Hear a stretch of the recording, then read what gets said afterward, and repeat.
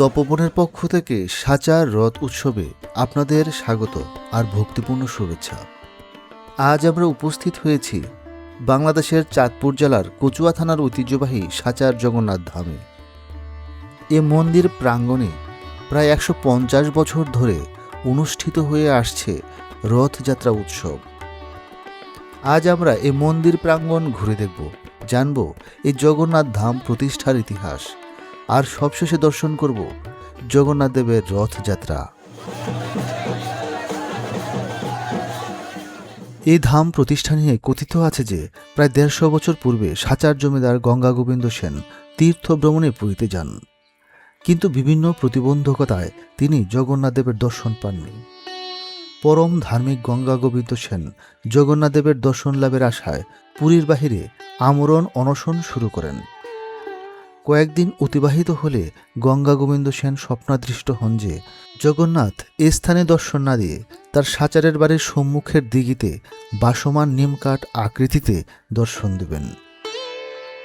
গঙ্গা গোবিন্দ সেন নিজ বাড়িতে ফিরে আসেন এবং কিছুদিন পর উক্ত দিঘিতে স্নান করার সময় আকস্মিকভাবে বাসমান নিমকাঠ আকৃতিতে জগন্নাথ দেবের দর্শন লাভ করেন। অলৌকিকভাবে দর্শনপ্রাপ্ত এই নিমকাঠ দ্বারা জগন্নাথ, বলরাম ও সুভদ্রা এই তিনজনের তিনটি মূর্তি তৈরি হয়। গঙ্গা গোবিন্দ সেনের নেতৃত্বে তৎকালীন বঙ্গের বিখ্যাত নির্মাতা কারিগর রামকান্ত নিমকাঠ খোদাই পদ্ধতিতে মূর্তিগুলো তৈরি করেন। জগন্নাথ ধামের সম্মুখে নিমকাঠের সাহায্যে প্রায় 40 ফুট উঁচু বিশিষ্ট অভিনব কারুকার্য খচিত রথ নির্মিত হয়। সত্য, ত্রেতা, দাপর ও কলিযুগের ঘটমান বিভিন্ন চিত্র এ রথে অঙ্কিত হয়। 1275 বাংলা সনের 13 আষাঢ়ে প্রতিষ্ঠিত হয় এ মন্দির ও রথ। এই সময় থেকে প্রতি বছর আষাঢ় মাসে ব্যাপক আয়োজনে অনুষ্ঠিত হয় রথযাত্রার উৎসব। পাকিস্তান আমলে আসাম ও ত্রিপুরা সহ পূর্ববঙ্গের বিভিন্ন অঞ্চল হতে হাজার হাজার হিন্দু সম্প্রদায়ের লোকজন এই রথযাত্রায় অংশ নিত। 71-এ মুক্তিযুদ্ধের সময় এই রথ ও মন্দির আক্রান্ত হয়। পরবর্তীতে সংস্কার ও পুনর্নির্মাণ করা হয়। বর্তমান রথটি 2006 সালে তৎকালীন শিক্ষা প্রতিমন্ত্রী মোহাম্মদ এহসানুল হক মিলনের অনুদানে পুনর্নির্মিত হয়। এখনও হাজার হাজার ভক্তের সমাগম ঘটে এই রথ উৎসবে। অত্র অঞ্চলের হিন্দু মুসলিম সম্প্রদায়ের মানুষ সারা বছর প্রতীক্ষায় থাকে এই রথ উৎসবের জন্য। প্রথম রথ থেকে দ্বিতীয় রথ পর্যন্ত 8 দিনব্যাপী রথ মেলা বসে মন্দির প্রাঙ্গণে। মেলায় মিষ্টি, সন্দেশ, কলাসহ বিভিন্ন ফল বিক্রি হয়। ভক্তগণ মেলা প্রাঙ্গণ থেকেই কলা, সন্দেশ কিনে জগন্নাথ দেবকে ভোগ নিবেদন করে থাকে। লোক সমাগম বেশি হওয়ায় লাইন ধরে ধাপে ধাপে মন্দিরে প্রবেশ করতে হয়। এত প্রতীক্ষার পরেও যখন জগন্নাথ দেবের দর্শন লাভ হয় তখন সকল ক্লান্তি দূর হয়ে যায়। অপূর্ব সুন্দর বিগ্রহ রয়েছে এই ধামে। ভক্তগণ পূজা দিচ্ছে, প্রাণের আবেগ জানাচ্ছে। সারা বছরের মধ্যে এই রথযাত্রার দিন ভক্তগণ এত কাছে থেকে ছুঁয়ে জগন্নাথ দেবকে প্রণাম জানাতে পারে, অর্ঘ্য নিবেদন করতে পারে। মন্দির থেকে বের হয়ে দেখা গেল বিশাল মেলার আয়োজন। কোথাও নিমকি খাবার, কোথাও হাত পাখা, কোথাও শরবত, জিলাপি, ফুচকা, আচার, আরও বাহারি কত কি। বিভিন্ন রাইডেরও আয়োজন করা হয়েছে। শিশুরা আনন্দের সাথে খেলা করছে, রাইড চড়ছে, রোমাঞ্চিত হচ্ছে, কেউ বা বিস্ময়ে তা দেখছে।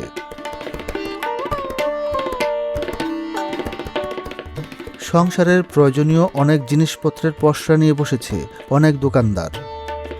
মহিলারা রথযাত্রার মেলা করতে এসে নিজেদের প্রয়োজনীয় উপকরণ কিনে নিচ্ছে। অনেক দোকানি দূর দূরান্ত থেকে এসেছে মিষ্টি, কলা বিক্রি করতে। বিক্রি শেষে রথযাত্রা দেখে চলে যাবে, একই বলে রথ দেখা আর কলা বেচা।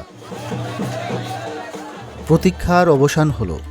ঢাক বাজাতে বাজাতে বিকাল 5টায় জগন্নাথ, বলদেব ও সুভদ্রাকে কুলে করে মন্দির থেকে বের করে নিয়ে আসা হলো রথ প্রাঙ্গণে। উঠানো হলো রথে। উৎসুক ভক্তগণ রথ টানার জন্য অপেক্ষা করছে। বিশাল এই রথটি টানার জন্য তেমনই রশ্মির প্রয়োজন। লোকজন কাঁধে করে রশ্মি নিয়ে যাচ্ছে। রথে জগন্নাথ দেবের পূজা দেওয়া হলো। অবশেষে এলো সেই মহেন্দ্রক্ষণ, যার জন্য এত আয়োজন। শঙ্খ উলুধ্বনিতে মুখরিত হয়ে উঠল পরিবেশ। রাধাকৃষ্ণ ধ্বনি দিয়ে এগিয়ে চলল রথ। সকলের মধ্যে উচ্ছ্বাস, ভক্তিপূর্ণ আবেগ দেখা গেল। দাপর যুগে শ্রীকৃষ্ণ তখন দ্বারকার অধিপতি, রাজকার্যে ব্যস্ত। কিন্তু এত রাজকীয় ঐশ্বর্যের মাঝেও যখন বৃন্দাবনের স্মৃতি মনে পড়ত, তখন কৃষ্ণ বলরাম কেমন যেন উদাস হয়ে যেত।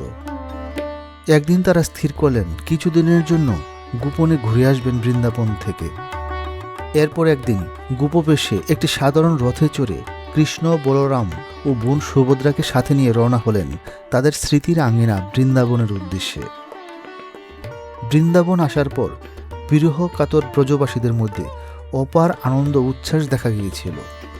বৃন্দাবনে ফিরে এসেছিল প্রাণের স্পন্দন, যেন বহু যুগ পর বৃন্দাবনে বসন্তের হাওয়া বয়ে গিয়েছিল। ব্রজবাসীগণ তাদের রথকে হাতে টেনে নিয়ে গিয়েছিল বৃন্দাবনের অন্ধরে। আজ যেন সকল ভক্তগণের মাঝেও ব্রজবাসীদের সেই ভাব জেগে উঠেছে। আজও জগন্নাথ তার পরম ধাম থেকে ভক্তগণের কাছে চলে এসেছে। রাজা হিসেবে নয়, ভক্তগণের আপনজন সখা হিসেবে উপস্থিত হয়েছে এই ধরাধামে, আর পরিণত হয়েছে এক মহামিলন মেলায়।